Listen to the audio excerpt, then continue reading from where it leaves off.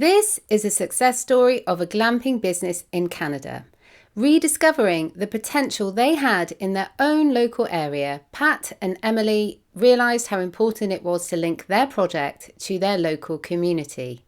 Now they are winning awards for their inclusive and sustainable approach with their business, Cielo Glamping Maritime in New Brunswick, Canada.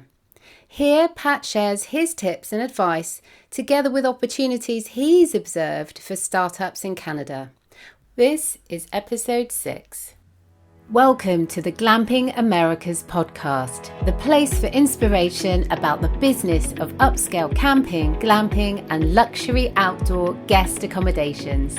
I'm Sarah Riley from the Glamping Academy, and I'm working with my friends at the Glamping Show Americas to share everything you need to know about new trends, events, business models, and investment potential in the rapidly growing world of luxury camping that delivers an experience.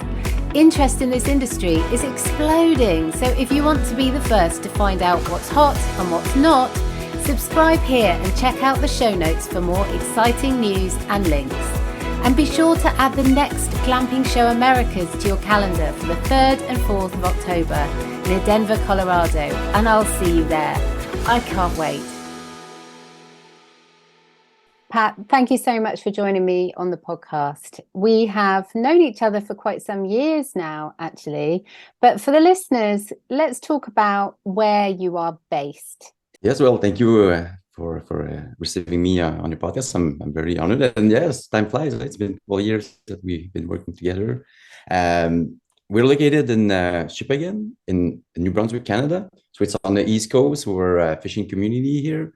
And our business is situated on Chemin des Huîtres, which means Oyster Road, and it's called Cielo Glamping. So it's we're right on the water here, and so it's a little small fishing town in Eastern Canada. Yeah, lovely. And we will talk a little bit more about exactly what you do and what you offer. But first of all, let's talk about how we first met. So we first met in Colorado for the Glamping Show, or the Glamping Summit as it was known back then. That was the first collection of professionals who came together to talk about the glamping industry in the Americas. And it was a very exciting moment. Tell me about your experience of that. Yeah, it was quite an adventure for us because we were at the time we were still working on our business plan, and we work with you as a consultant to help us plan Cielo, and that the Glamping Summit was announced, and we said, oh, we should fly there and see what's glamping is about. It was a new thing in North America, and especially in our neck of the woods. So we went down there, and we were the only guys from Canada, I think, and the other guy was I don't remember his name, but it was the one responsible for Parks Canada for the authentic program So we met in there, and we met you in person, and it really helped us to realize the opportunity about glamping, and it was a small event. We thought it was going to be bigger than that, but and it really bring us confidence to move forward. And we went to the second Glamping Summit the year after, and we met again. But and then we realized, okay, glamping is here to stay, because it was probably like 10 times bigger and lots of things going on. But it was a really great experience to just to see the possibilities back then, and realize that it was, to meet people that are like-minded, and it really put us in a position that we said, okay, that's something we could do for the rest of our life to be part of. So it was a great experience.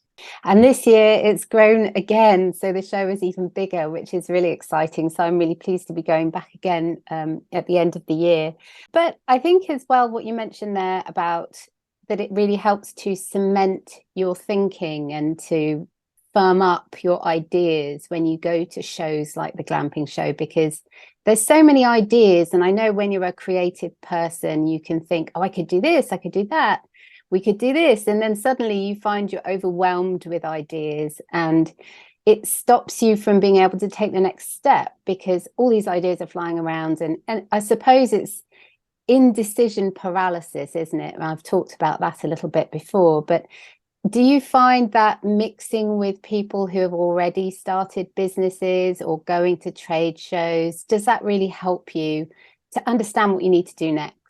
Absolutely, and helps you focus and because, like you said, especially in our industry, where you have a piece of land that is endless possibilities, endless things that you can do for your guests, and so it helps you narrow your focus on. But really, also in some of the speakers that were there, it's also about why you're doing it and why it's important for yourself, but and that will reflect on your guests that you to be authentic in what you do, and that really was something that from the get-go we wanted to do. But since there's so many, like I said, possibilities, it's and so many creative things that you can do, I think it's a challenge for every people that will launch their own business, because it can get overwhelmed, and you need to narrow down on why you're in business, and what can you do to help that why expand and fulfill your own identity as a business and as a person also. But it's Mm. when you meet people that you share, they share their experience, it's for sure it helps you to reflect on that and help you grow yourself. Mm. Because the only limit is your imagination. And sometimes your imagination is, I suppose, smaller because maybe you don't know much about the industry and the potential of the industry. But then sometimes your imagination is just too big and you have all these ideas and these thoughts. And so tell listeners what you now offer and what you decided to do. Yeah, we have a year-round business. We have pretty cold winter here, so most of uh, the touristic business are more seasonal, but we decided to have a year-round business. So we have 5 domes that are located on the Bay of Saint-Simon, which is right on a closed bay, and they have full amenities, full kitchen, full bathroom, luxury beddings.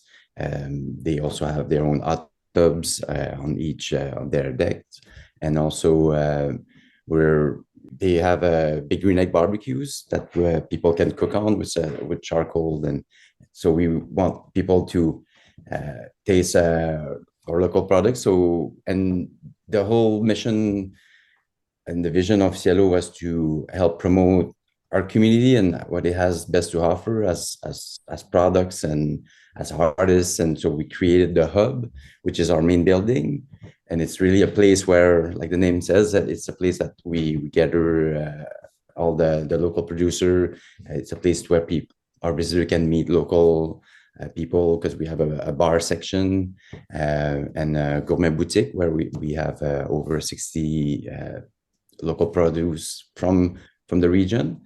And so yeah, it's, and we also have a coffee roaster business on site, Monroe Roaster, that is named after the Monroe Island, which is located right in front of our domes in the bay, which is a desert island that people can go in paddle boards and or kayaks there.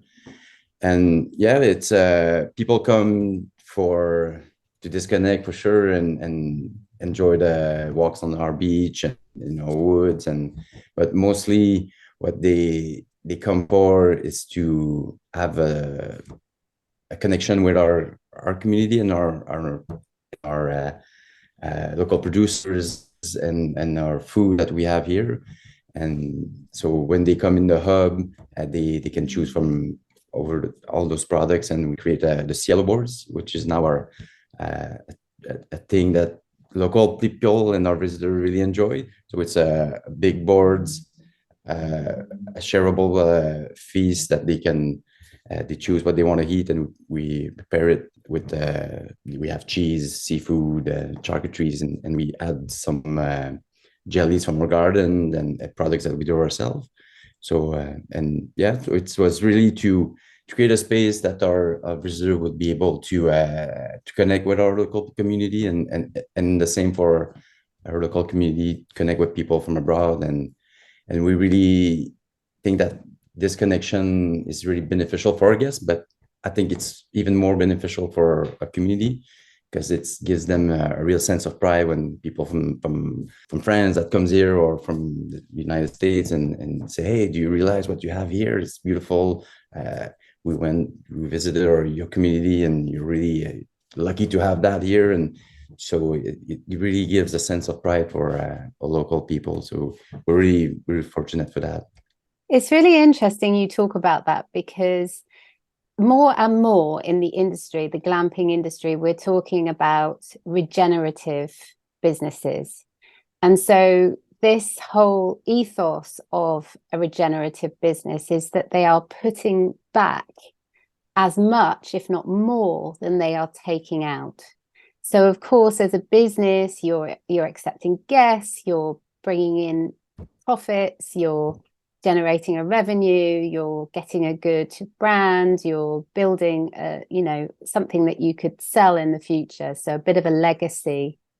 But a regenerative business will look at the surrounding community and say, what can we put back? What can we build into it? How can we make our local area better just by being here?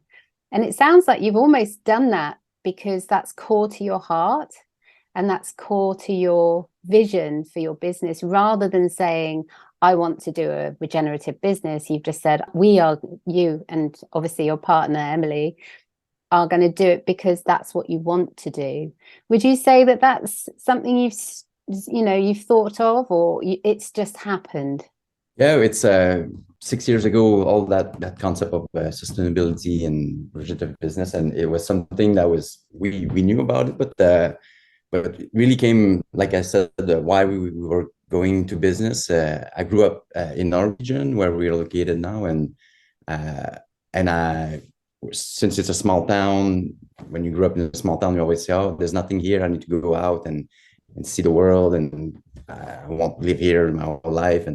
But when you move out or travel abroad, like I did, you realize that you're living in a place where it's real paradise, and you see the potential that your community have. And when I came back 15 years ago and I launched my video production company, it was one of my mission was to showcase my community, because all my life growing up here, I was not seeing it.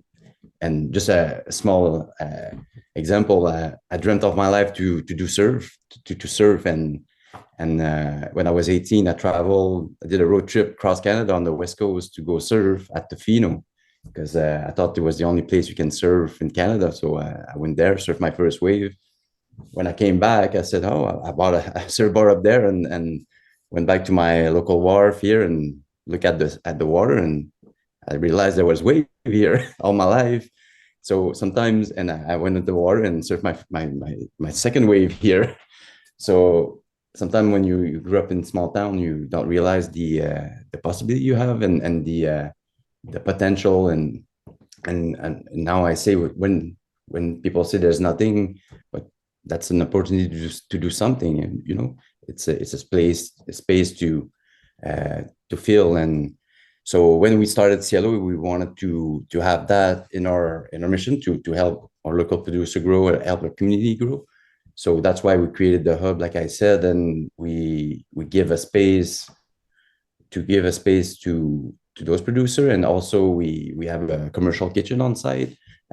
We help some startup to use our kitchen to test products, and we grow stuff in our gardens to provide to a local brewery to so they can make products with us, and to help them have more help to have visibility to our clients. And also the Monroe Coffee Roasters, when we shared our vision, when we were doing our business plan, uh, it's a friend that told us that they were working in secret on a coffee roasting business, and we say, hey, we'll make a space for you, and that will help you start up.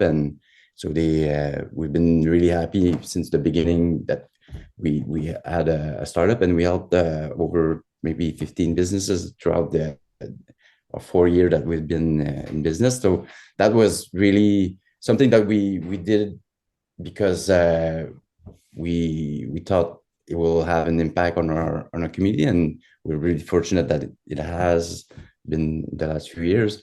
But to our surprise, when we on the second year that we were in business, we've been nominated for a Sustainable Tourism Award from the Canadian Tourism Association, which is the biggest association in Canada. And for us, we were like, okay, we didn't realize we were uh, doing something sustainable because it was more for people and for our community. But we also did, when we did the construction, we used a lot of upcycled materials from Emilie's dairy farm. We used some barn woods and stuff from the old City Hall in Lamec right here. We use a lot of stuff that we and also aluminium from old fishing vessels here, snow crab boats that we use to do our table and stuff like that. So that was always a part of our process in to have less impact on our environment, and what it was, yeah, like we when we received that nomination, we were like, oh shit, it was something that we were really happy to hear, and it made us realize that we're doing something good for our community, and now we really put an emphasis on that, and we try to push it even further. And so we partner with local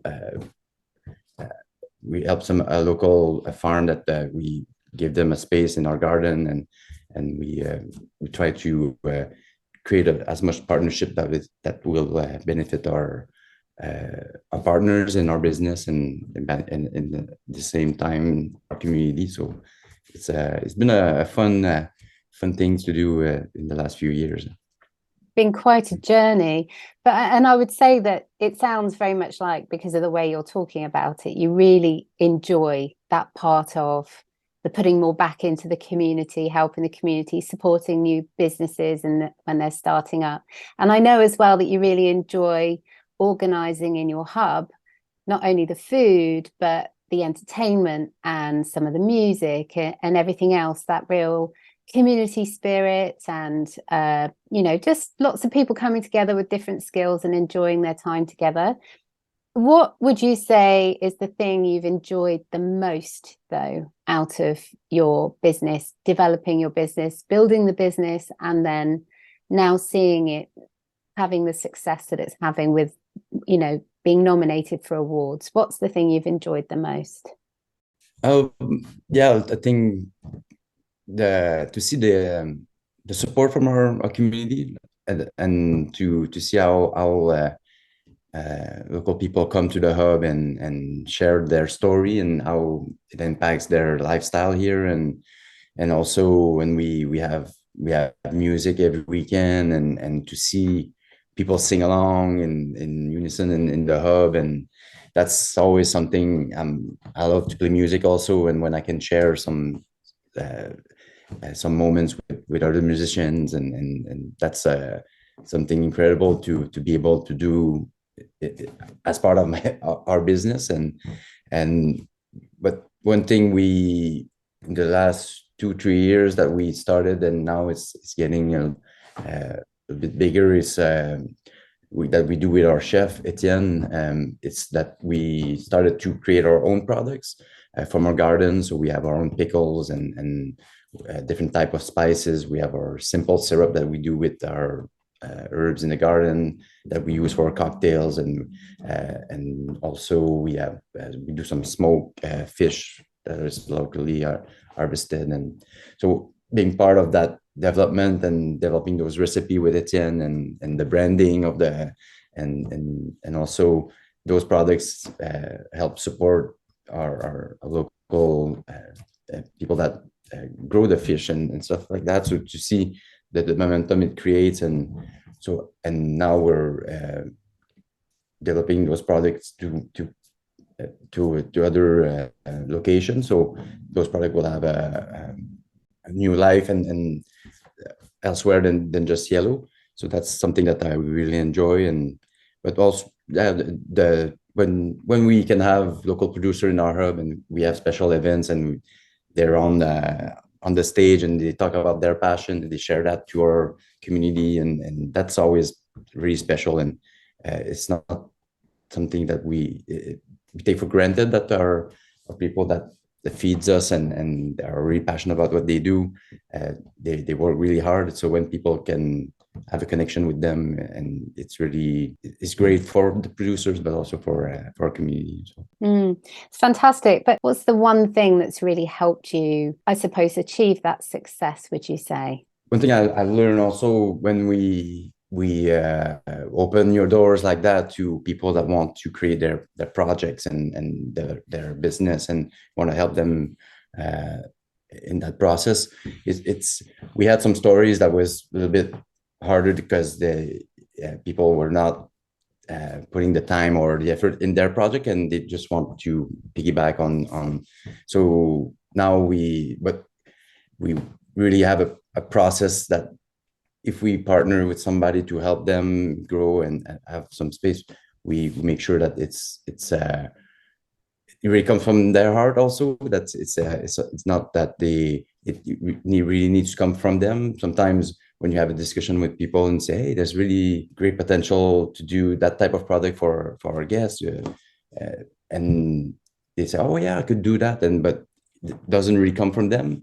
So you can't push ideas to other people. You can put some seeds and say, hey, here's some stuff that we hear from our guests, or that can be a successful business or a side hustle that you can do.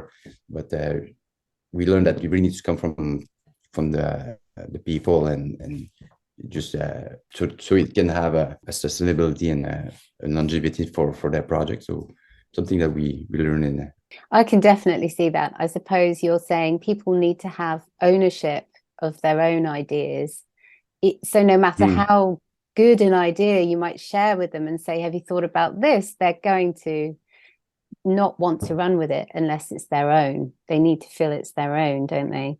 And so in terms of Canada and where you are in Canada and maybe the rest of Canada, I know it's huge, but can you give, I suppose, a bird's eye view of the glamping and unique hospitality luxury camping industry in Canada? How is it at the moment? What would you say its trajectory is? Is it growing? Is it stable? Is it going a bit up and down with the economy? Or, give me your view of how it is at the moment. Yeah, when we first started 6 years ago, we were the first to use the glamping word in our branding, in our communication. I would say in New Brunswick, even on the east coast of Canada. So when we first started, all the articles was what is the first question we were asked? What is glamping? And we needed to explain what glamping was.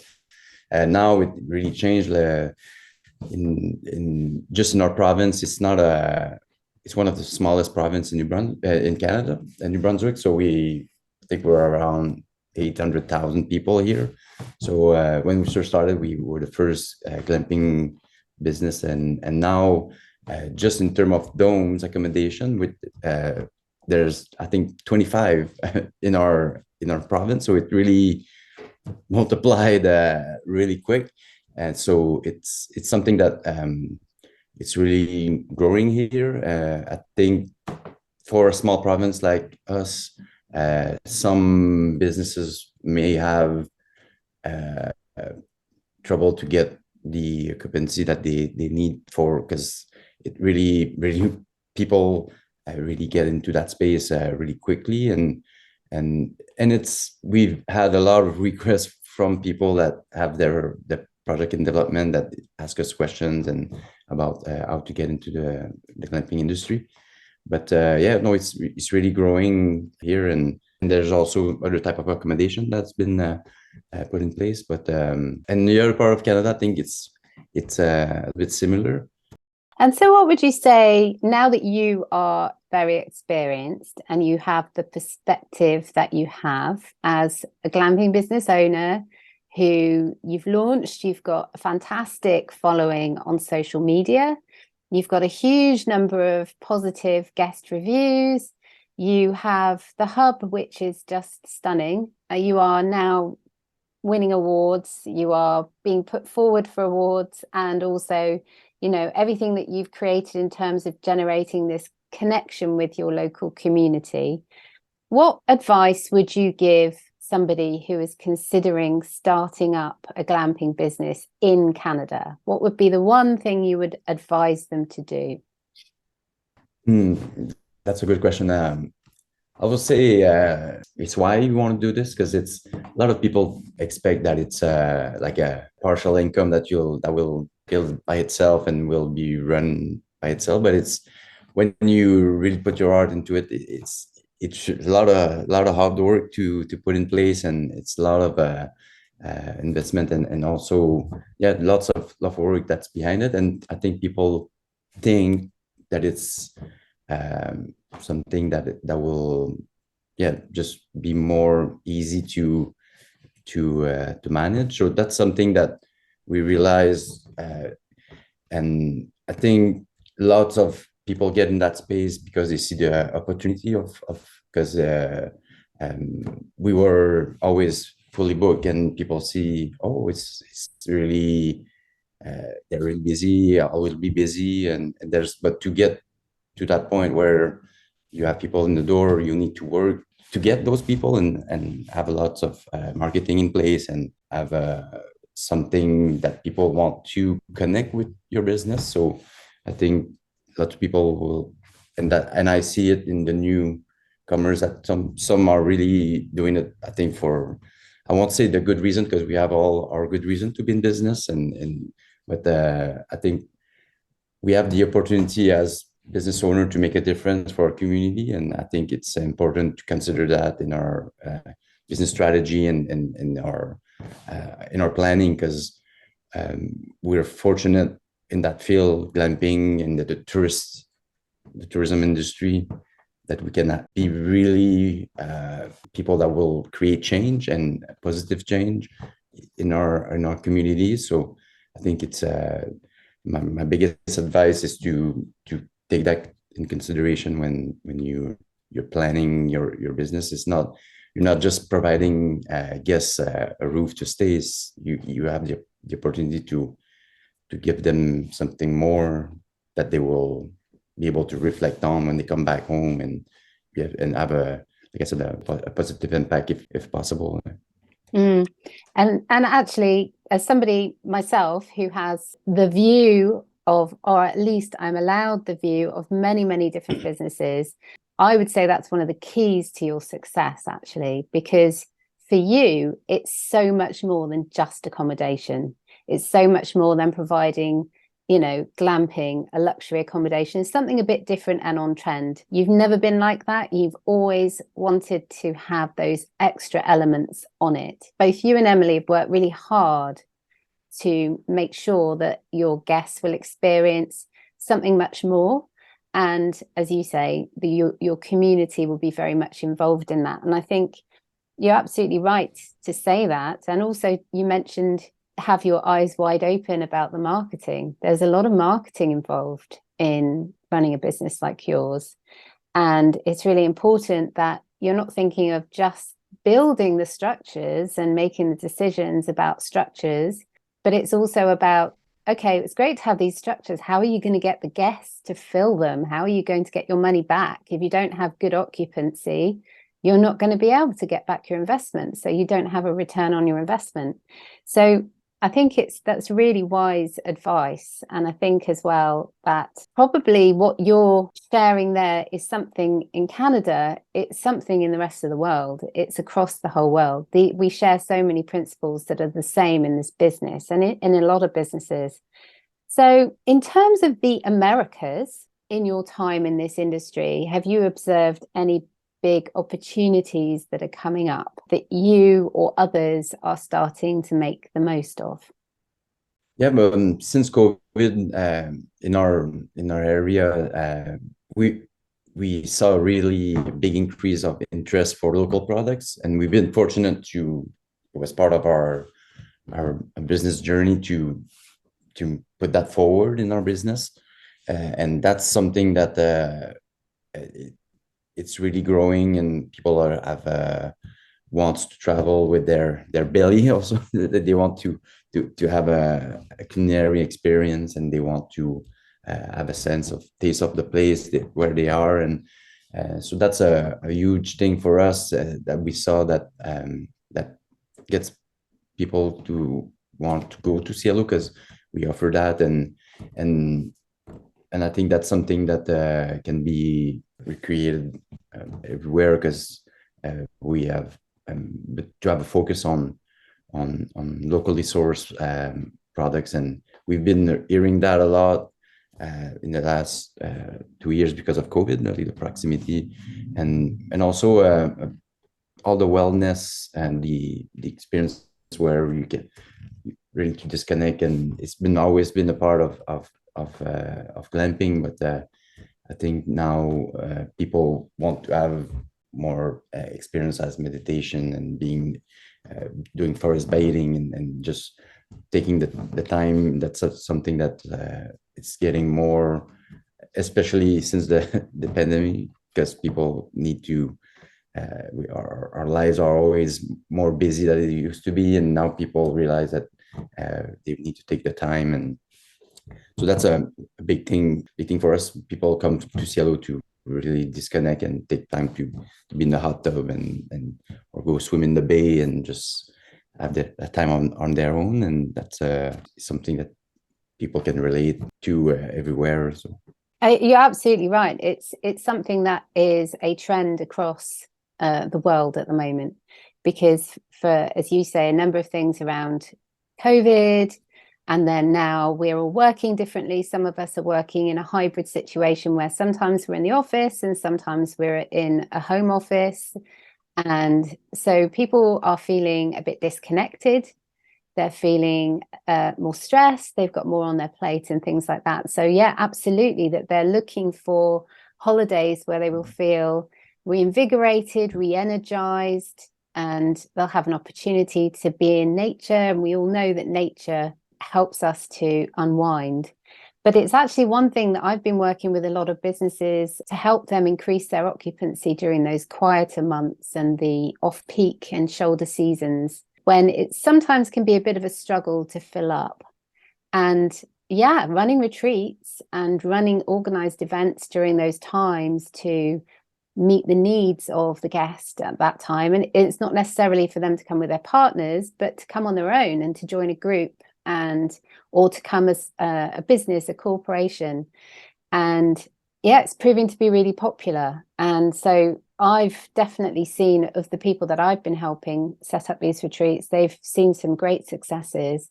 And I know that businesses like yours that have got all of those elements present could easily do something like that in those quieter months. And also offering those experiences that are new and different and incredibly unique. You were talking to me some time ago about your snow experiences that you provide. Tell me a little bit about that and what happens there in the winter. yeah, we have a 19-acre land here, so we have snowshoe trails, and something that people really enjoy to.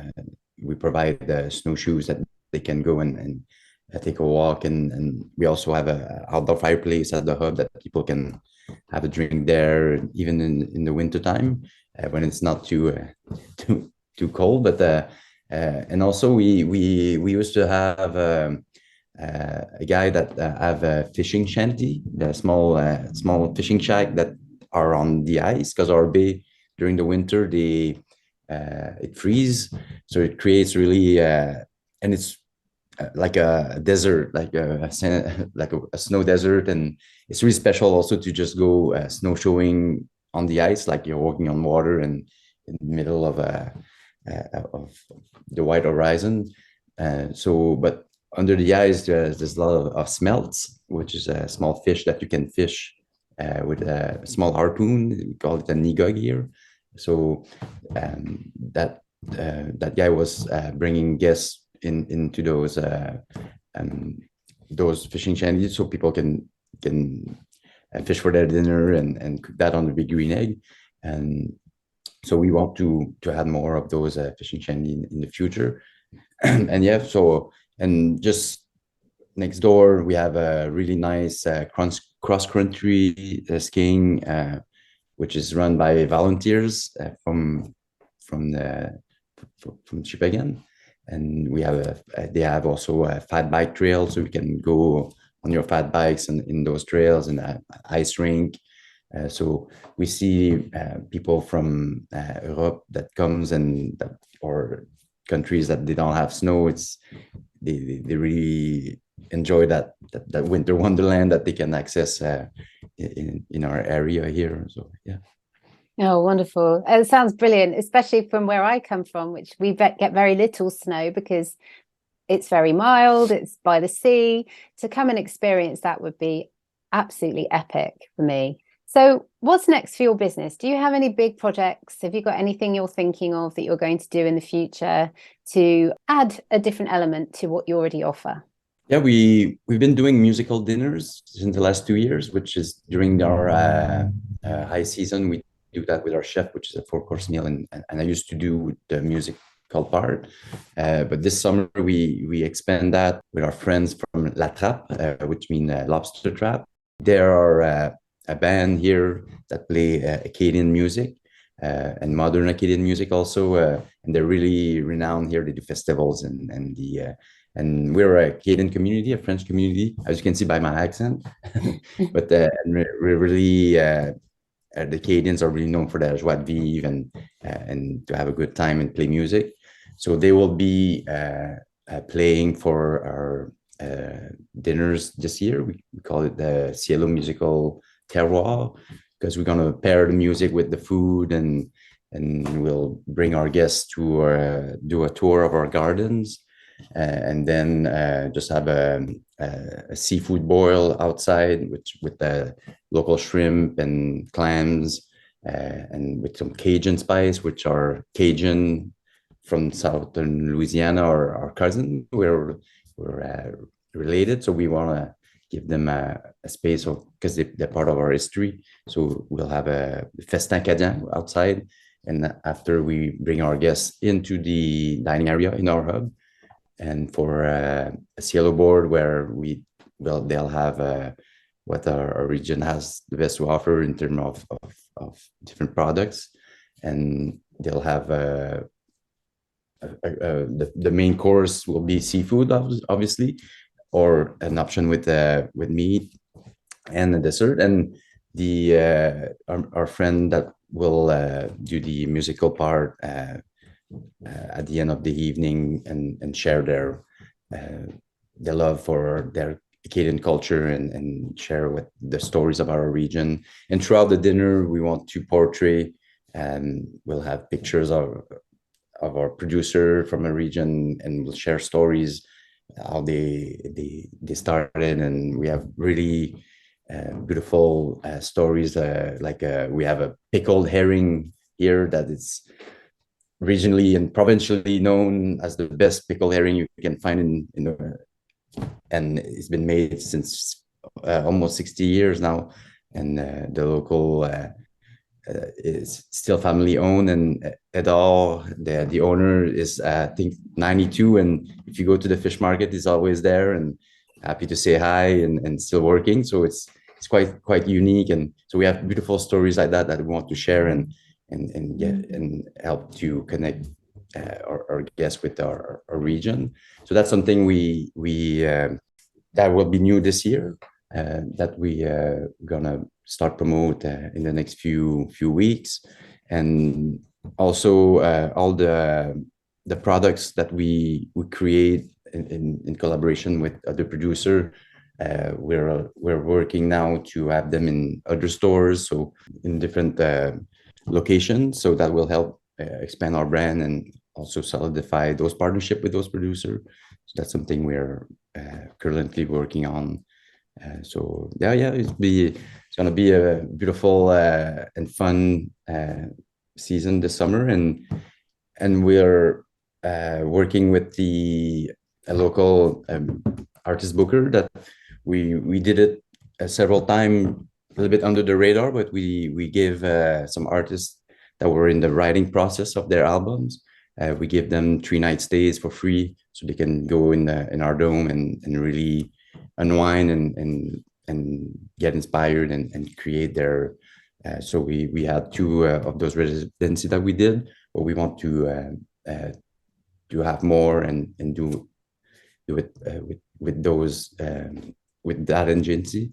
So help artists have a space to create and be inspired by our space, and so something that we currently working on also. Yeah. Oh, it sounds amazing. It sounds amazing, Pat. Sign me up. I want to come. It's a shame I'm so far away. Oh, but that's absolutely fantastic. The artists in residence schemes are fantastic. They really are. And they definitely come around to support the business who supported them when they start getting that kickstart that they really need. And I think that's fantastic to help not only to add a sustainable element to your business, but also to help people really create and be creators. And I think all creators and artists of every description need that right now, especially with everything else going on in their own industries at present. But that all sounds fantastic. And I'm sure there will be 1 or 2 people listening that might want to have a look at your website and see, you know, exactly where you're located and what you offer. So what are your contact details? Our website is Glamping Cielo. It's CIELO.com. And we have a Facebook page and Instagram also. So yeah, you can find our information on our domes and everything there. We're currently working on a new website that I'm working on. So we'll have more information about the Cielo musical terroir that we'll have this summer, and other our events will be displayed there on the website. Now they're only on Facebook, and Facebook events for our musical events in the weekends. But yeah, so yes, glampingcielo.com. Yeah. I would definitely say that I will be sharing those links in the show notes for this episode. So if anyone wants to go and click there, but anyone who wants to have a look, definitely go and have a look at your Instagram page, because some of the images that you share there of things that are going on are really inspiring, especially to people who are thinking about designing a new kind of approach to a glamping business and luxury camping and everything else. So I will definitely urge people to do that. What's your Instagram handle? It's Cielo Glamping. Yeah. Right. Perfect. Really easy to find.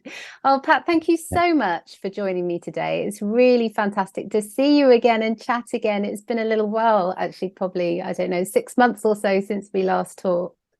And say hello to the lovely Emilie for me. I know that she is your partner, both in business and in life, and she is your right-hand person. Without her, I'm sure you couldn't get much of what you do done. So thank you so much.